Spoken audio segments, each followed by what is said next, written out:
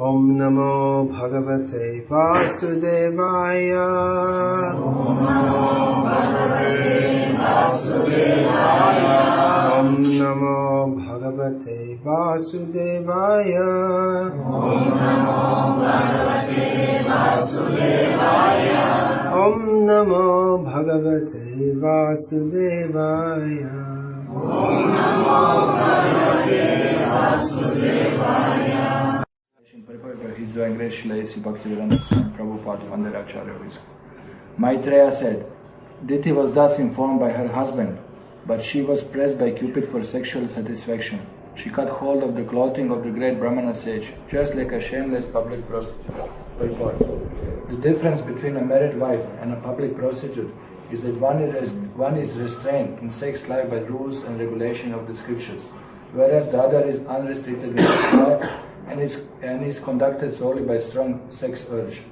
Although very enlightened, Kashyapa, the great sage, became victim of his prostitute wife. Such is the strong force of material energy. Very strong language is being used.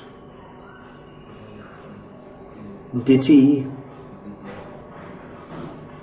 is being described as Vrishaliva, not Vrishaliva. Matter of pronunciation. Vrishaliva, just like a prostitute.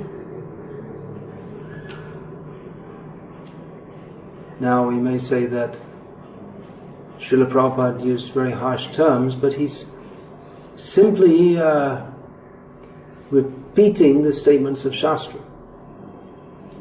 Vrishali means prostitute. It's one of the Sanskrit terms for prostitute. So why should Diti be considered a prostitute? Prostitute means a woman who sells her body for sex. Or that is the specific meaning of prostitute. It's also commonly used for a woman who is sexually loose in her behavior. Married or unmarried, if she just associates with different men, she may sometimes be considered a prostitute. That term will be used disparagingly about her, although the specific meaning of prostitute is one who sells her body for sex.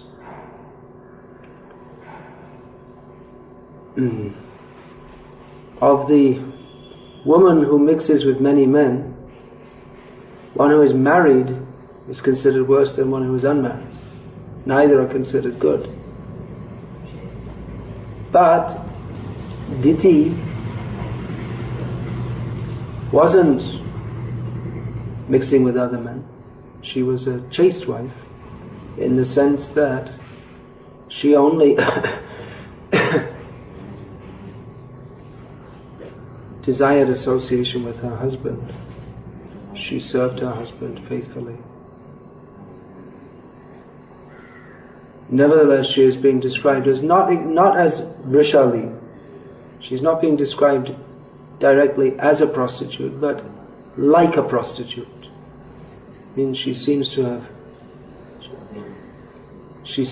at this point have adopted some of the characteristics of a prostitute. Which characteristics?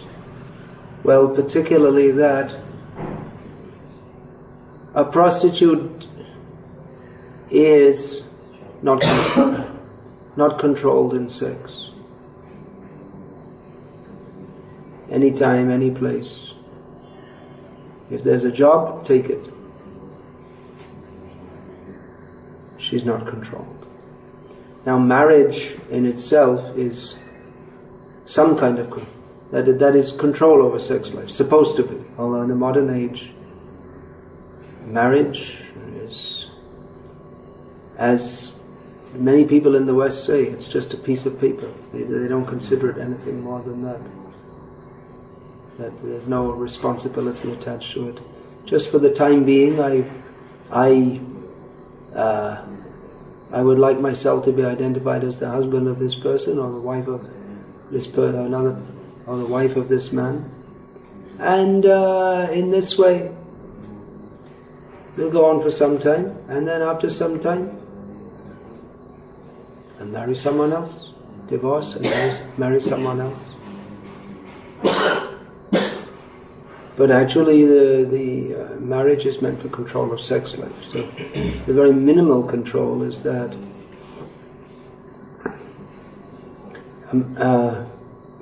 a man, neither man nor woman, should go outside marriage for sex.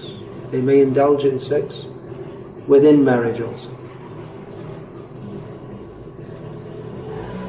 A man may have many wives, but a wife may have only one husband.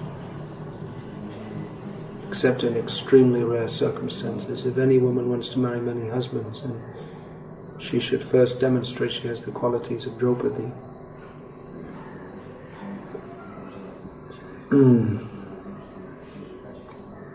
But actually, especially among the higher castes, and Kashyap is a Brahmana, he's addressed here as not only a Brahmana, Brahmarshi, Brahmana and a great Rishi to boot.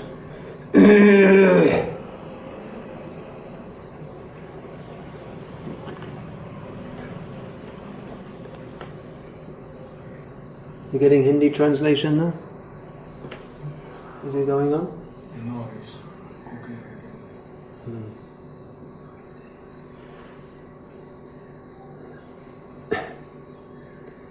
So among the higher castes, sex life is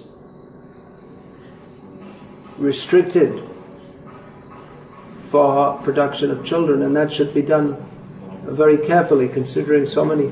What is the astrologically the right time for producing what is the astrologically ascertained, or what is an astrologically ascertained auspicious time for procreation, so that a good child may be born? And there are so many considerations. Sex should be in the night and never in the day, and there are many such things. There are many details given in Shastra that one should follow. It's in the modern age. There's the idea that, well, sex is for enjoyment, so you do it in as many ways as you like. Experiment. Find out some new things. But in Shastra, although it's recognized that it's a mode of enjoyment, but it's especially among the higher castes, it's restricted for procreation, and that also under particular guidelines. It's not that it's not without enjoyment, but material enjoyment, but the functional part is stressed more. The responsibility of sex life is very much stressed. So this consciousness is wholly absent from modern society, increasingly so in India also. There are some people still in India, very few, who have this consciousness that we should just unite for children. Just like one young man was brought up in the Kanchi Smarta tradition and recently married, and he told his wife that we'll only come together for producing children. And she was also willing to accept. That was even there's that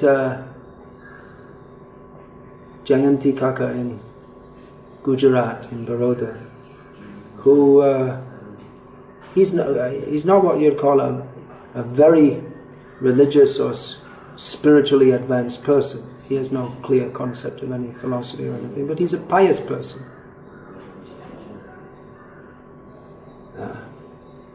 So he told me that, I can't remember exactly the age, I think maybe it was 30, that he and his wife agreed that we won't have any more children, and they observed brahmacharya ever since. He's over 80 years old now.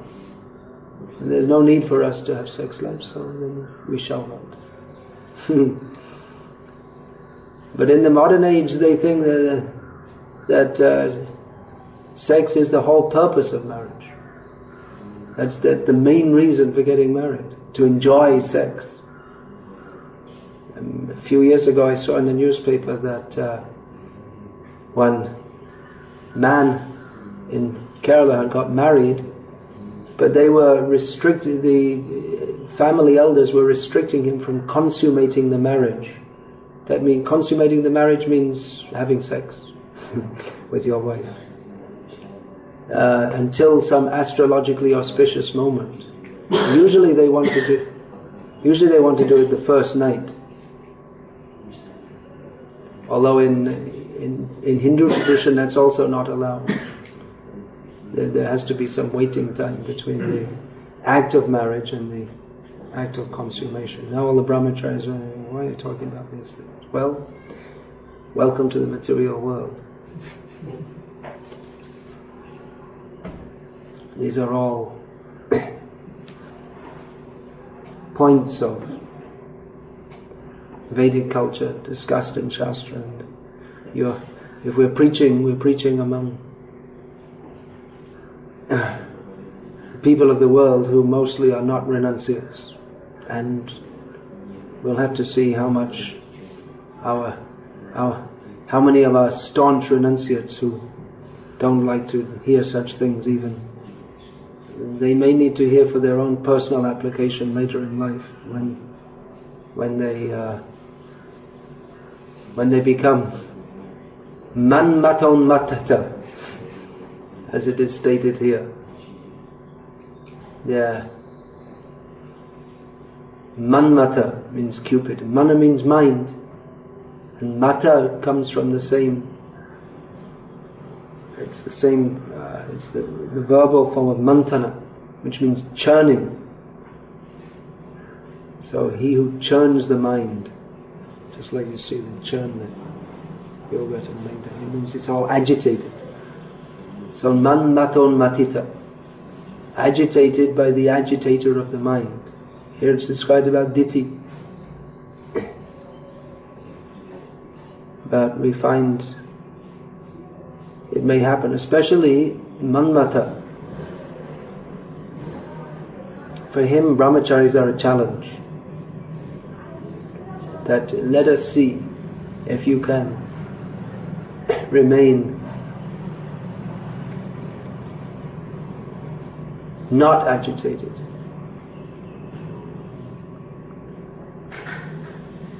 So anyway, I was just this man in Kerala, he was restricted and it was going on for some months, and then one day he just committed suicide in protest.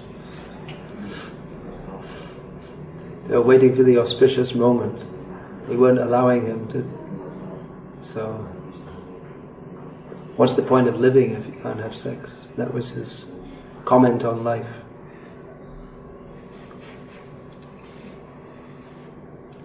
So he's really in trouble now, because then he's become a ghost with extremely strong desires.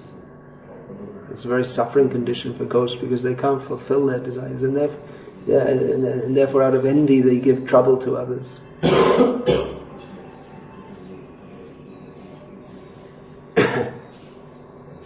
So, Diti is compared here to Rishali, prostitute, because she was not prepared to follow the necessary rules and regulations. She was not impelled by dharma, but by kama. Dharma means, well, what does it mean? That's a very difficult thing to define. Simply we can say dharma means religious duties. There's no it's very difficult to define dharma, worldly dharma. It's very difficult to define, even in Sanskrit, what to speak in English, to give a composite definition of what it means. But we can simply say religious duties. So everything should be, those who are on the karma kanda or the jnana kanda, or even those who are on the bhakti marga, to a large extent, even on the bhakti marga, to a large extent one has to follow the rules of dharma, worldly dharma, as given in Shastra. If one acts according to kama, then that is demoniac. Ya shastra vidimutsrija vartate kamakarataha nasasiddham abhapnoti nasukam naparam gatim. At the end of the chapter, in which Krishna mostly dedicates to describing the demoniac, the qualities of demons, he says that those who transgress the injunctions of Shastra, which means that most of the injunctions of Shastra are on the platform of worldly dharma. Those who transgress the laws of dharma and act according to their whims, kama karata, those who act, instead of acting according to dharma, they act according to kama, and they're classified among the demons, and they cannot attain perfection, nasasiddham abhapnoti, nasukam, they cannot achieve happiness, naparam gatim, they cannot achieve the supreme destination. So the very strong condemnation is given here of Diti's behavior at this particular time. And see the result. The result was she gave birth to the greatest demons ever seen in the universe up to that time. Very severe demons. Because one thing that she didn't want to follow the rules of dharma,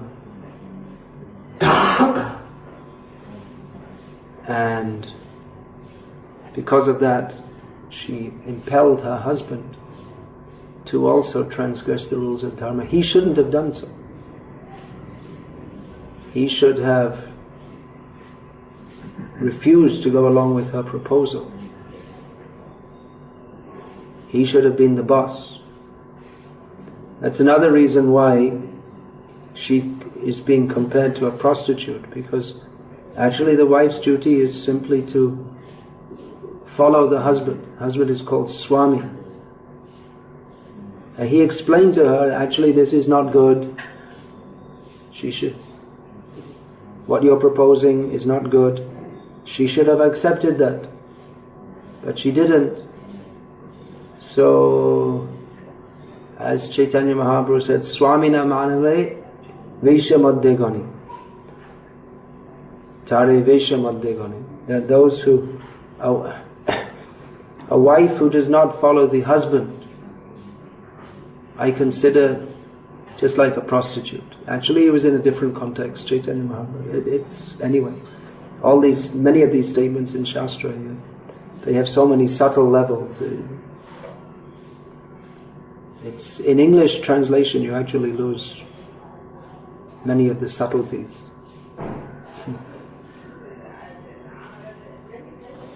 The basic thing is there, but many of the subtle points are lost.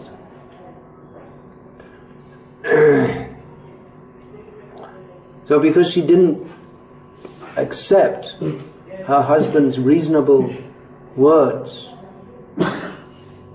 he wasn't saying anything. Actually, a wife, sometimes she may even follow the adharmic instructions of her husband, because to follow her husband is her dharma. So even if he says to do something adharmic, it may be that sometimes she'll follow that to maintain her dharma of following her husband. Because if she didn't follow, if she maintained dharma by not following his instructions, then she'd be breaking her dharma of following his instructions. So it puts it in a dilemma. Generally, it's a difficult thing. Then the wife in that circumstance should try to advise the husband. It's not disallowed that the wife is submissive to the husband doesn't mean that she can't also advise him. One of the functions of the wife in Shastra, it said that she's like mantrani or minister among other. She's like, in different circumstances, different times, she's like friend, mother, enjoyer, advisor, so many different functions. Daughter, she has to know circumstances, how to behave in different circumstances. But because she didn't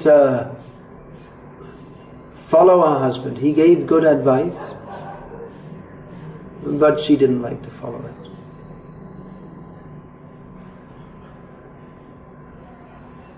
So Srila Prabhupada says, he's given an analysis about the father and the son, which also applies in the guru and disciple relationship. Here the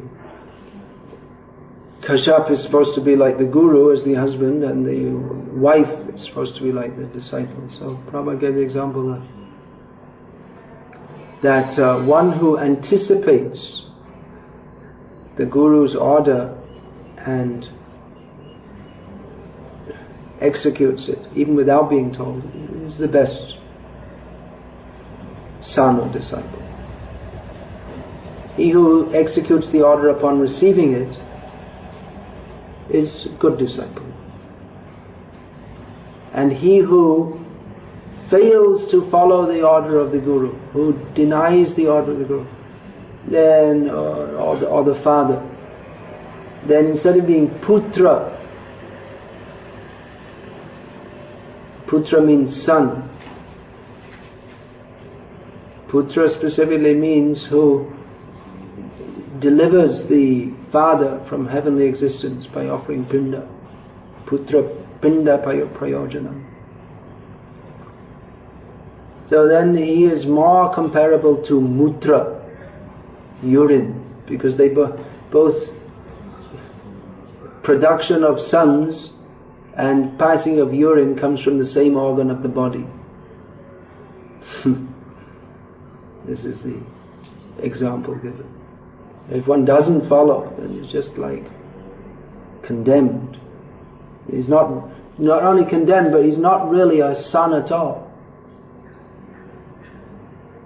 Rather he is, if at all it's to be said that he has any relationship with the father, then it's only as that which is the father wishes to leave at a distant place. Mutra, urine, is produced from the body, but no one likes to keep the urine. It's produced it from my body. Keep big bottles of urine in the house. No. It should be passed at a long distance, away from any residence, or any road, or any such thing. But anyway. Nowadays we think if buildings have attached bathrooms, that's very convenient, but it's modern urban living with everyone crushed close together makes it necessary, but actually attached bathrooms, uncivilized, it's impure.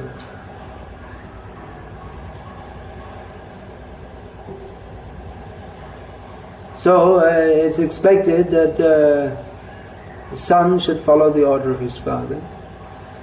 Last night we were discussing Prahlad Maharaj. He didn't follow the order of his father because actually Prahlad did follow the order of his father because he understood who his real father is. His real father was Narad Muni, who the father gives the seed, Shukra, That's all. Shukra means semen. Another word for semen is also bij, which means seed. So the material father gives the seed by which the body is born, but the spiritual father gives the bhakti lata bij, the seed of devotional service. So Prahlad knew who his real father was and followed his real father, Narad Muni, who directed him to the supreme father of all living beings, namely Krishna. Pita aham asya jagata, aham bija prada pita. So Krishna is the father of everyone. So generally it's expected that the son will follow the father and the disciple should follow the guru. Shishya comes from shash dhatu, from the same root as the word discipline or punishment. Means disciple lives under discipline. Nowadays people in India, they have no idea what it means to be a guru or a disciple. They're so, India or anywhere for that matter, they're so far away from understanding what it means to be a disciple. One voluntarily undertakes to be a disciple, one asks to be a disciple. That means one is asking, please discipline me.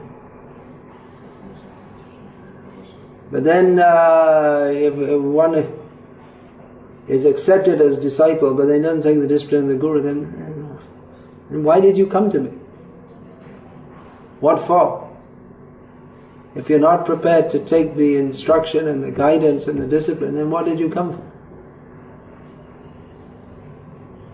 Of course, there are many people who just like, for instance, in our movement, they think, well, if I'm known as Bhakta so-and-so, that's not very good, so I better get initiated, and then people will respect me, I'll be accepted as a regular devotee, or some funny reason. No real motive to be disciplined. But the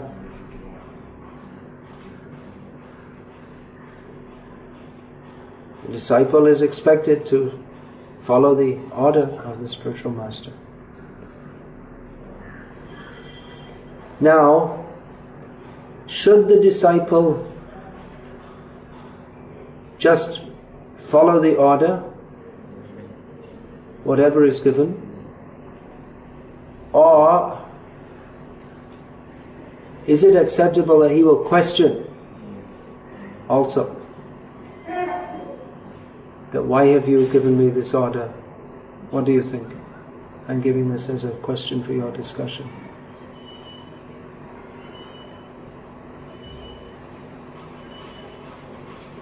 Any suggestions? I think it's good that the disciple knows why he's instructed. Kishore Prabhu thinks that he suggests that, thinks it's good that a disciple should know why he's being instructed. Just wait a second, I can't hear.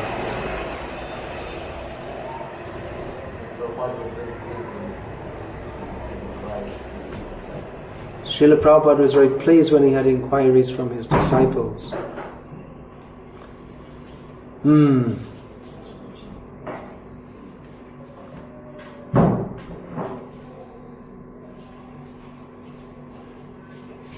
On principle, one should accept the order of the spiritual master with the faith that he knows better for me, he knows better than me what is best for me.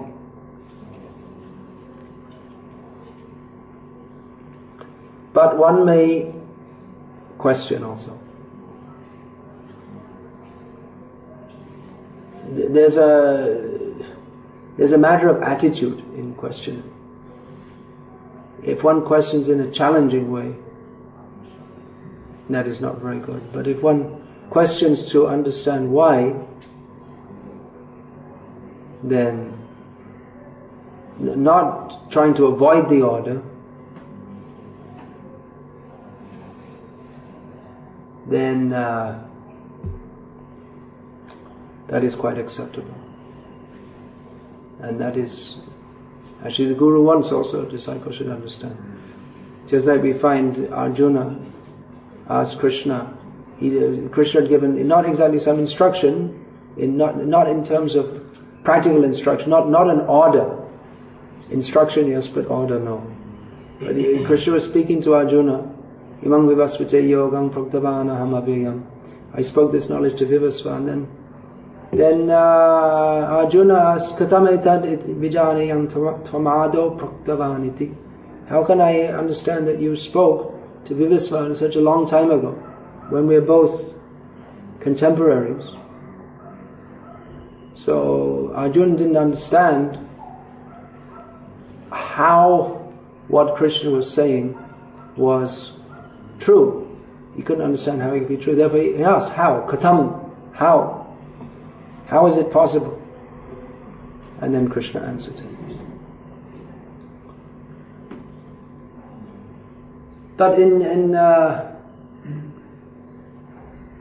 general, a devotee shouldn't be so neophyte that he has to question everything. And you can go on questioning, and then ultimately, why should we serve Krishna at all? Well, if you didn't understand that much, then he shouldn't have become you're not ready to become a disciple yet. The basic principle that I'm here to serve, that should be basically understood. How we serve, that will remain to be seen.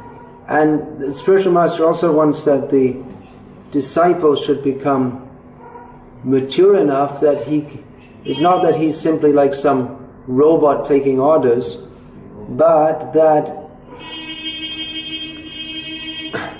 he becomes mature enough to understand the mission of the previous acharyas and can take some initiative in the preaching mission. Of course, what often happens is that devotees, when they're still in their very neophyte stage, they want to run here, run there, do whatever they like, without a mature commitment to the preaching mission. So that's different. It's whimsically just taking up different plans and dropping them and not doing any significant service. That is not very much appreciated. Nor is that helpful for the advancement of the so-called disciple. But if one is seriously committed, mature devotee who is shown by practical service over some time his commitment to surrender in service to the mission of the acharyas, then certainly the spiritual master will be pleased, and automatically, not only will the spiritual master be pleased, but automatically the disciple will receive inspiration from within the heart. Krishna will give inspiration. If he's serious to serve, Krishna will give inspiration from within the heart how to serve Krishna in different ways. But that again, he should preferably have that confirmed by the spiritual master. Now there's a difference between that and some whimsical neophyte who's never done any committed service, and they feel all different inspirations within the heart to do different things. That is not inspiration by Krishna within the heart for service. That is more likely to be the inspiration of Maya, which is keeping us not even steadily fixed in devotional service. So there's a difference between a devotee coming and asking the spiritual master that, yes, why should I do this, or can I do this, on a mature platform, giving some proposal, and negotiating with the spiritual master. Just like you go if you go to buy fruit at the market, you may say that, well, I want to buy this fruit and this fruit and that fruit and that fruit, and they'll say the price. You say, well, look, I'm buying 300 rupees worth of fruit, so why don't you give me some less price? And they'll say, okay, we'll cut it by 2 rupees. And say, no, you can. Then you propose a lower price. And then he comes up a little bit, and after negotiating back and forward, you come to some middle position, and you agree, and then you go on. So one shouldn't approach the spiritual master like this. I have my idea, and he has his idea, and I'll negotiate. And I'll get as much as I can from my idea. And by my discussions and my logic, I'll try to show how my idea is better than his idea. And in this way, I'll try to get, if fully I can do my thing with his blessing. Or many, they come, they're not even negotiating. Only, I'm going to do this, and you give your blessing. Not even negotiation. So these are not the proper attitudes. One should rather not be like a prostitute with manmaton matita, the mind agitated by personal desires. Even in the name of Krishna consciousness, there are so many personal desires. We mix up our personal desires with those of Krishna consciousness. So anyway, somehow or other to be in Krishna consciousness is good. But really, if we're going to make any advancement and do something to push forward this mission of Krishna consciousness, do some significant service that is pleasing to the acharyas, then we have to shift from the consciousness of how I will enjoy myself in Krishna consciousness, and shift our consciousness to how I will surrender to the mission of the acharyas. Just like we could just, do a little service here and there, go to one temple, go to another temple, learn some bhajans and sing some songs, and go to one festival. In India, there's always a Rath Yatra somewhere, practically throughout the year. And then there's the Mayapur festival and the Vrindavan festival, and after the Mayapur festival, and then there's Kartik month in Vrindavan, and you could spend your whole year going to different festivals and going, just being there and having a good time and this and that. But maybe this is an extreme example, but like this, if we're simply thinking that, well, I will enjoy myself in Krishna consciousness, one cannot really get the mercy of Krishna.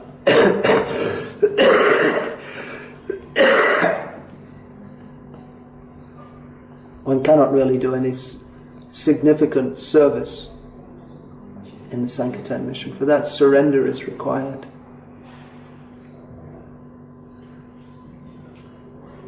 But it's easy to find reasons not to surrender. Krishna conscious reasons.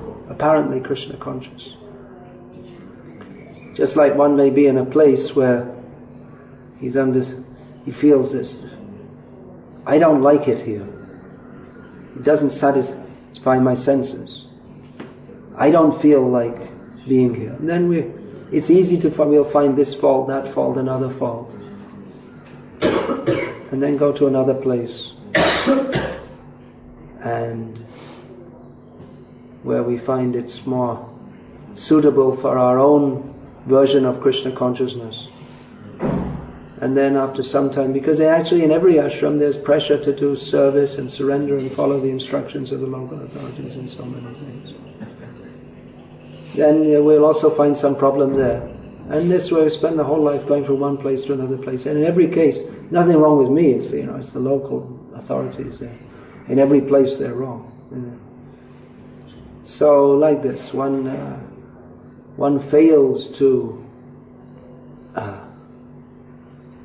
take advantage of the opportunity to surrender. And in the name of Krishna consciousness, well, there may be some Krishna consciousness there, but not very mature or advanced Krishna consciousness. It's just like generally in India, we find, in North India especially, followers of Bhakti. There are many people who consider themselves followers of the Bhakti Marga, Vaishnavas or whatever. But their general outlook is how we should enjoy. It's just like, someone will go to Vrindavan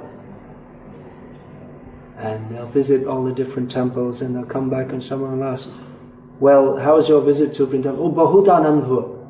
It was very enjoyable. But one day, that means they never went to Vrindavan. Because one doesn't go to in Vrindavan to enjoy. One goes to Vrindavan to serve. But very few people understand this. This Bhaktisiddhanta Saraswati Thakur said, the whole essence of my preaching is just to have people understand this point. That Krishna is the enjoyer and we are the enjoyed. But how few people can understand this. Even in the name of Bhakti, most people who come to Bhakti, they're looking for their own enjoyment through Bhakti, instead of thinking of Krishna's enjoyment. But this is not Bhakti.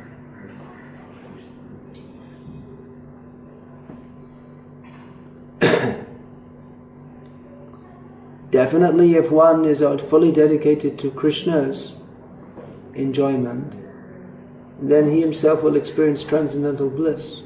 But if one is thinking of his own, now I shall enjoy transcendental bliss, I should enjoy, then he remains a materialist in the garb of a devotee, and is therefore called a prakrita bhakta, or materialistic devotee. Not really a proper devotee at all. Just like Diti here, is being compared to a prostitute. That means she's not really a proper, at this particular point, she's not really acting as a proper wife at all. For a wife to be compared to a prostitute is not really like a wife at all. So for a devotee to be compared to a material, prakrita bhakta, means not really a devotee at all. Something, not totally rejected,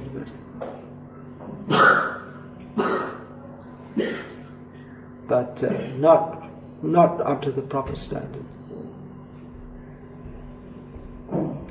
Hare Krishna. I'll finish. Is there any question about this? Good Maharaj, this about Guru and Shishya said something. Is it? Partiality towards Arjuna, Dronacharya has done. Impartiality to Arjuna, Dronacharya cut Ekalavya's thumbs. This is the general misinterpretation of this story.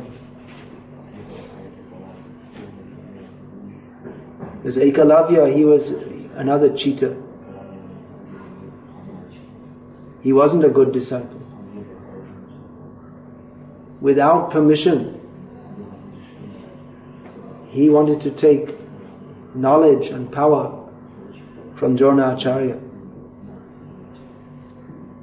So he was rejected.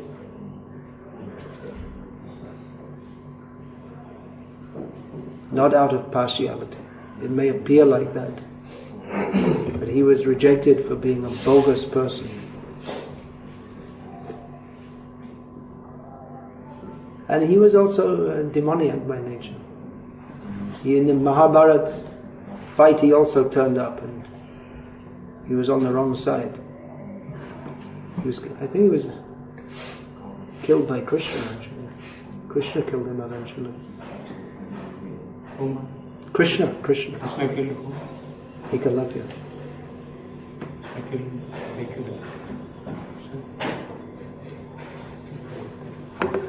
He's not a good guy. He's a baddie. But he renounced. He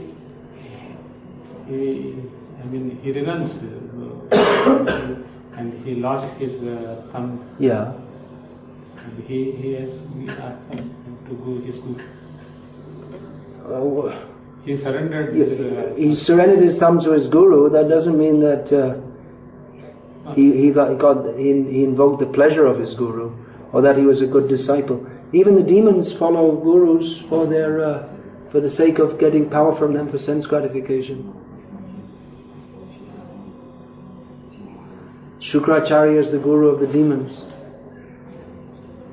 The demons follow him because they want to get the benefit from him, not spiritual benefit, but material benefit.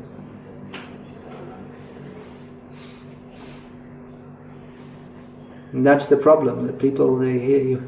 You probably saw that on some Telugu movie when you were a kid, huh? No. Surrendering. No, it's a well-known story. My point is that you receive this knowledge or this understanding through some karmi source. Even if it is probably most of the Telugu people get it through these Telugu films, which, as far as I understand, they're quite faithful to the original Mahabharata. Ghatotkacha is the most famous in Telugu language. Is it? Or Karna? These are the famous ones. The stories from Mahabharata made into movies. So for Karna, yeah, that's the most popular. So, from what I understand, I don't know Telugu, but they're quite faithful to the original script, and they're quite tastefully presented. However, unless one is a devotee, he cannot understand Shastra. So superficially it appears that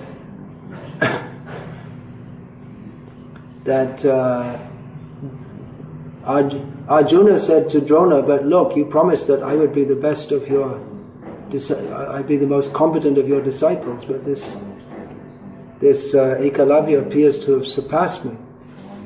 So how are you going to fulfill your promise to me? Arjuna asked Dronacharya.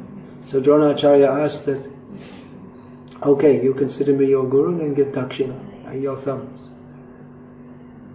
So it appears that Arjuna was materially motivated, but that's not so. Bhaktisiddhanta Saraswati Thakur has explained that Arjuna and Dronacharya could understand that this person is an upstart.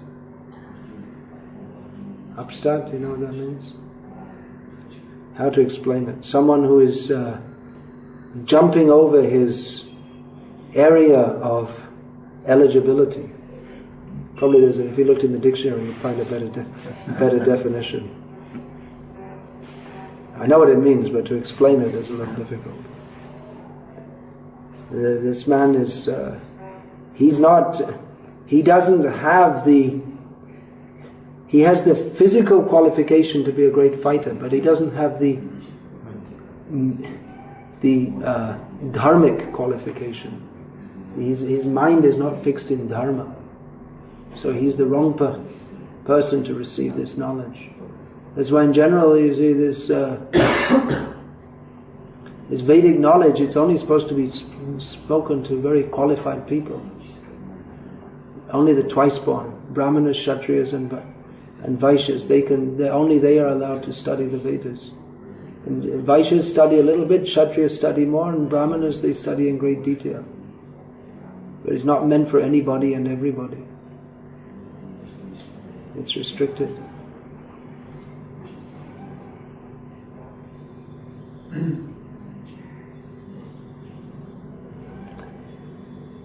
So, any other question?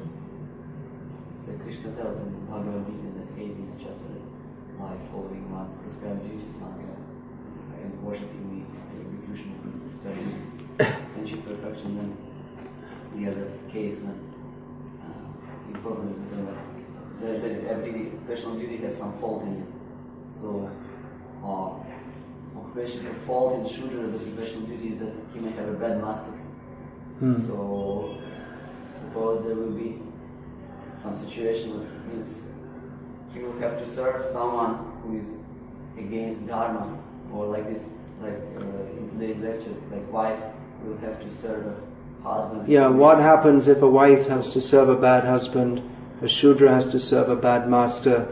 Well, I touched on that question slightly in the class, that if the husband advises the wife to perform some act of adharma, then she's put in a difficult situation. This is called dharma sankat. It means when principles of dharma, they clash. So should she follow the dharma of being submissive to her husband? Just like it's a very common thing that the husband may press the wife for sex even without proper preparation or any such thing. So should she follow that? Should she submit to her husband? Or should she refuse and say, no, this is not dharmic? So these are questions of dharma, and they're complex questions, and Mahabharata especially, and Ramayana also, it's simply full of such instances of dharma sankat, where principles of dharma, they clash with each other, and by deeply understanding the essence of dharma, one acts properly, or by not understanding, one acts in the wrong way. So it may be very difficult to understand what is the actual fact, what is the duty of a person in such a situation, and it will be different in each case. Because if we say the master is bad, well, bad is a very general term. So how bad is he? Another thing is that even if the master is bad, then there may be no other alternative but for the person to serve him. He may have no other, just like he has his family, and he has to. So he's being maintained by the master. So even though the master does some bad things, he may be obliged to serve him. Just like Prabhupada's sister, she was a devotee, initiated devotee. But Prabhupada's father, who was also a great devotee, had her married in the family of a fish eater.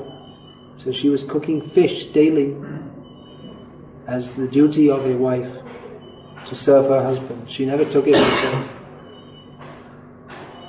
So she went on serving him, and he didn't interfere with her private practices of Krishna consciousness.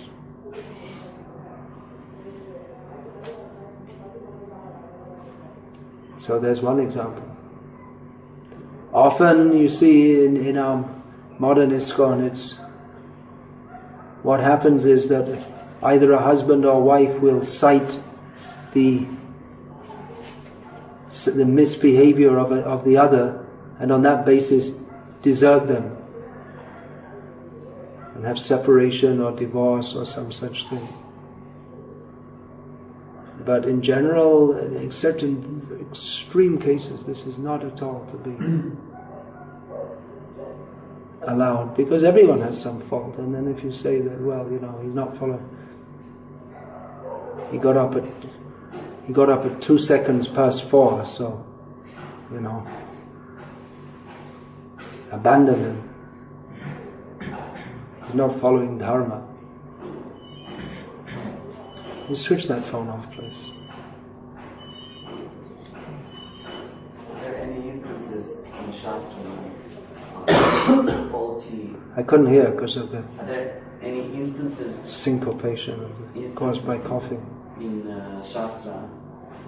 Are there any instances in Shastra? Well, I don't know all of Shastra, so if I don't know, then I might be able to give an answer. Yeah, no? When this occupation was given up by inferior person. Occupation was given up by an inferior person? Yes. As I asked that when Shudra serves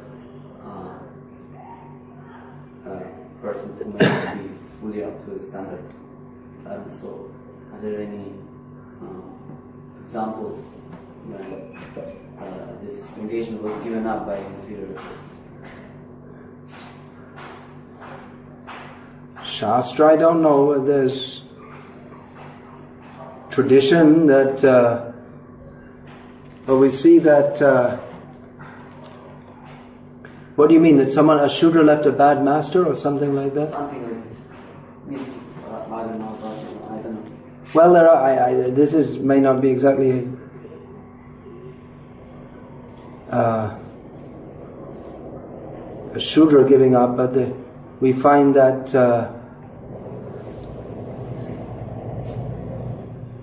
the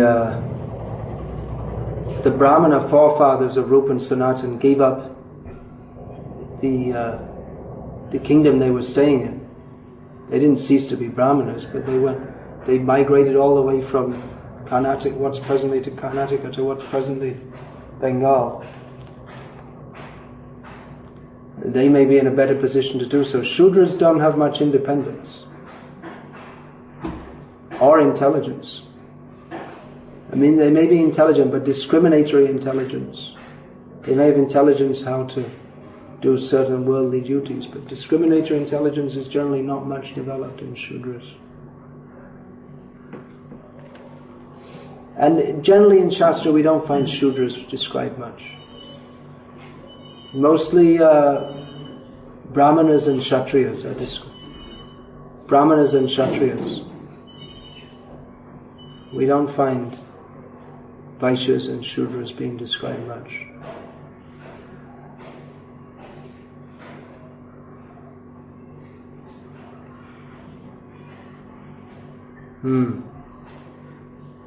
Yeah. In Shastra said, one person at the time of death, he is thinking his God, Paramasha Bhagavan, he should be entered the world. He should what? At the time of death, one person will leave this body. At the time, he should be thinking about God. He should be thinking about Krishna. About God. He should be really enter the spiritual world. The words are said in the Shastras. In Bhagavad-gita, yes. He should be really enter the spiritual world, but he doing all the materialistic things in his life. He should be married and should be all that means drugs. He should all. So the question is, if one acts a completely materialistic life and thinks of Krishna at the time of death, then how can he go to Krishna? It doesn't seem fair. It doesn't seem right. Well, the thing is that if one acts a completely materialistic life, then he's very unlikely to think of Krishna at the time of death. Because at the time of death, we think about that which we have cultivated during our lives. Therefore, in the Bhagavad-gita, Lord Krishna, after describing this, Antakale Shamameva Smaran Mukpakalevaram Yaprayati Saman Pavan Tyajante At Nasti Samshaya. Krishna says that one who thinks of me at the time of death attains to my nature. So after saying this, Krishna says, Tasmat Sarveshu Kaleshu Mama Anusmara Yudhyacha. Therefore, you should always think of me while performing your duties in this world, which were Arjuna men fighting. And so many directions Krishna gives after that. What is that? One should think of the Supreme Personality of Godhead. There's so many. So anyway, Krishna, after saying that, he recommends that you cultivate remembering me. He doesn't say you go and you drink, you smoke, you murder, you cheat, you lie, and then you remember me at the time of death. That's not Krishna's direction. It's got nothing to do with the class, but anyway, we'll finish there. You have any questions connected with the class? Bhagavan Krishna says, Is this got anything to do with anything I said in the class? Otherwise, you please ask the devotees afterwards.